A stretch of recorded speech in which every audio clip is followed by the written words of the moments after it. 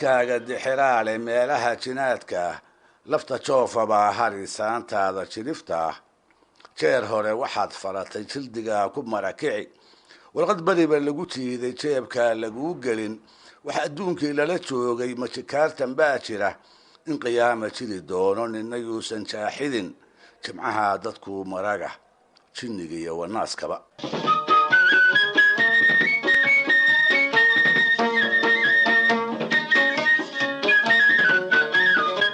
labadii barnaamij ee hore sidii aan ku soo faahfaahiyey jiiftada oo masafana loo yaqaani waa hab kale oo ka mid ah hababkii saddexda ahaa ee raggii hore ay adeegsan jireen markay doonayaan inay maanse curiyaan farsamo ahaan dhinaca miisaanka markaynu ka eegno meeriska jiiftadu midka geeraarka waa ka dheeryahay haddii labada qaybood ee uu ka kooban yahay isku mid loo aqoonsadana meeriska gabayga ayayba ismiisaan la egyihiin inkastoo ay habdhaca ku kala gedisan yihiin sidoo kale xagga qaafiyadana labadoodu waa isaga midoo waxaa qasab ah meelisyadeeda ku walba oo ka mid ah in laga dhex helo laba eray oo xaraf qura ka wada bilowda ulajeedooyinka ay jiiftada kaga maansoon jireen soohdin ma lahayn waxaase aaraaba adeegsigeeda lagu yiqiin wadaadada kolba kuwooda aqoonta diinta islaamka iyo awoodda maanse curinta la isugu daro kolka ay haddaba u tafaxaytaan inay caamada wacdiyaan qalbigana u jilciyaan ayay wadaadada maansayahanada ahi u soo diyaarsan jireen jiifto dareenkooda diineed gilgisha waxay curin jireen masafooyin ay si guud ahaaneed ugu toosinayaan dhaqan maalmeedka dadkii ay culimmada u ahaayeen xiriirka iyaga iyo eebbe ka dhexeeya iyo midka dhexdooda ah intaba marka ay sidaas yeelayeenna waxa ay wadaadadu ogaayeen bulshadii Soomaaliyeed ee qarniyadii tegay sida la yaab kale ee ay u muunayn jirtay maansada iyo maansayahankaba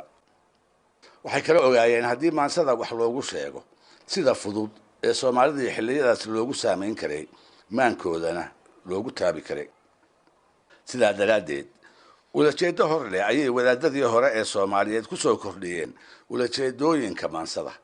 taas oo lagu magacaabo alifkaya ama alifiyeen haddii aan tilmaamo waa maanso qayb isu raacsan qayb walbana ay ku qaafiyadaysan tahay xaraf gaara oo ka mid ah xuruufta af Soomaaligu ama Carabigu ka kooban yahay kuwaas oo shaqal iyo shibanaba isugu jira waxay oran jireen alifiyeen ba'iteen laanyeen kaafiyeen ama alif waxaan ka iri ba waxaan ka iri ra waxaan ka iri jin waxaan ka iri ilaa uu maansayahanka wadaadka ahi uu wada ileeyo xuruufta alifku ka kooban yahay ama Carabi ha ahaato ama Soomaali ha ahaatee waxaa xaraf kastaba loo xambaarin jiray qayb ka mid ah wacdiga uu wadaadku rabo inuu dadka u gudbiyo halkaasna waxaa ka soo bixi jirtay tix isku dhan oo inkastoo aysan xaraf qura ku wada tirsanayn haddana in deelqaaf lagu sheego ay bulshadu uga bi'i jirtay masafooyinkaas afkooda hooyo loogu tirin jiray ayay caamadii Soomaalidu ka doorbidi jireen kuwii Carabiga ahaa ee aanay garan jirin mararka iyaga oo dikriyaya ay wadaadadu degmada dhexdeeda kaga looqayn jireen sidaa darteedna kuwaas af Soomaaliga ah ayay si fudud kor uga baran jireen iyagoo macnahooda garanaya wacdiga iyo waanada ay sidaana ugu xiranaya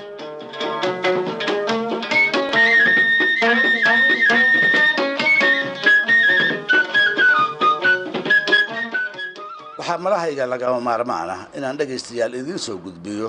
jiifto aan ku tusaaleynayo lagana ogaan karo tilmaamaha ay leedahay iyo habdhaca u gaarka ah waxaa allaha u naxariistay tiriyey xaaji cali cabdiraxmaan fiqi oo ahaa qoraa mufti ah kutub door ahna ka dejiyey kasmooyinkii xilliyadaas la yiqiin sida xidigiska handasada iyo guud ahaan culumta diinta islaamka la xiriirta wuxuu ka mid ahaa culimadii Soomaaliyeed ee bartamihii qarnigii 18aad ilaa barkii hore ee qarnigii 19aad uu magacoodu aad u dheeraaday dalalka bariga dhexe qaarkood ayuu xaajigu joogi jiray sida Xijaas wuxuuna muddo ku nagaaday gobollo dalka Hindiya ka mid ah halkaasoo uu diinta islaamka ka faafin jiray masaajid haddaba la yaqaana uu ka dhisay dooxada Nugaaleed ayuu muddo fadhiyi jiray halkaasoo uu xer badan diinta ku bari jiray dadweynahana ka wacdiyi jiray aqoontiisa xagga diinta ka sokow xaaji cali wuxuu ahaa maansayahan af Soomaaliga iyo Carabigaba ku maansooda oo labada afba si wacan u yaqiin. qaybtii dambe ee noloshiisa isagoo xer badan wata waxa uu xaajigu u soo wareegay xeebaha Banaadir sida loo badan yahayna 1850 ama 52 ayuu duleedka magaalada Marka ku xijaabtay. haddaba sidayna la tahay siiftooyinka ay culimada Soomaalidu tiriyeen ee wacdiga ahaa midda ugu caansan ugu da'da weyn uguna qotada dheer ayaa waxaa laga dhaxlay Xaaji Cali Cabdiraxmaan. waa masafo sidii dab gubato geyiga Soomaaliyeed u wada saabatay waana dhif degaan iyo gobol af Soomaaliga lagaga hadlo oo aan laga maqlin. siiftadaas oo xaajigu uu alifka soddonkiisa waa alifka carabiga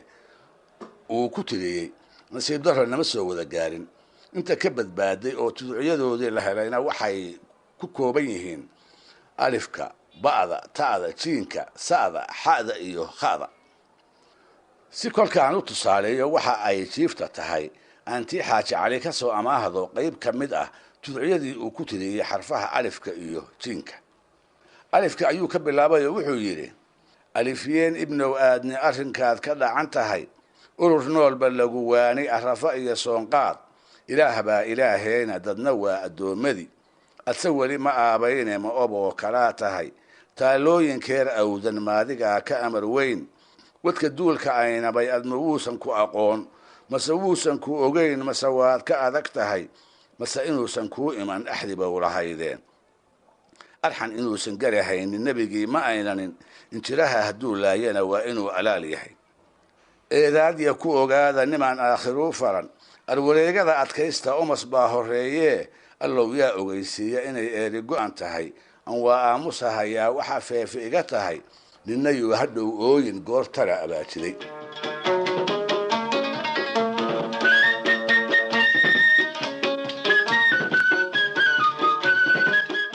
qaybaha xarafka jiinka ah ee xaajigu tiriyana waxaa ka mid ahaa: jiinyeen jabow aadni ma jalbeebanaysaa jid xun baad ku socotaaye jiscin ma u helaysaa jees jees miyaa ku habban nin asaagi jiibsaday jaankaaga waxaad fuudi jid siraad ma moog tahay ninana jaamo uma talo nin joombiyadna ka af badan jireeciisu waa sida tinjaahiisna uma kaco ninkaan jiirta laga saarin duul jahannamaad noqoy. aan la iima jilib dhiga iyo jinatuurku waa been muslim waa isku wada jooga jinniyuusan kuu talin nafta waad jeclaydeena jarka ha iska xoorina jahannamo iyo ololkeeda ma nin jiir ulaa jira waataad u wada jeeday ragga jawhartiisii maxaa niman jamaamiida jeexa looga soo kacay malagii jajuubahayay aad ma joojinaysaa jeex dhaafka nebi waayey ma jeclaysanaysaa qabrigiina kuu jeexan loxodkiina kuu jaran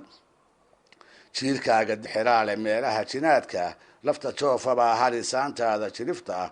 jeer hore waxaad faratay jildigaa ku marakici warqad badiba lagu jiiday jeebkaa laguu gelin wax adduunkii lala joogay majikaaltan baa jira in qayaama jiri doono nina yuusan jaaxidin jimcaha dadkuu maraga jinniga iyo wanaaskaba. jalaalaynku wuxuu sheegay ma ku jaaxidaynaa anjoojaa u dhiman maayaan waxba iiga juusayn adna waana uma jeedo anna waaba jiijaday haddii aadan jaqahayn hadalkayga jawhara jinnigii isha caddaa iyo jafaliilla kuu tali.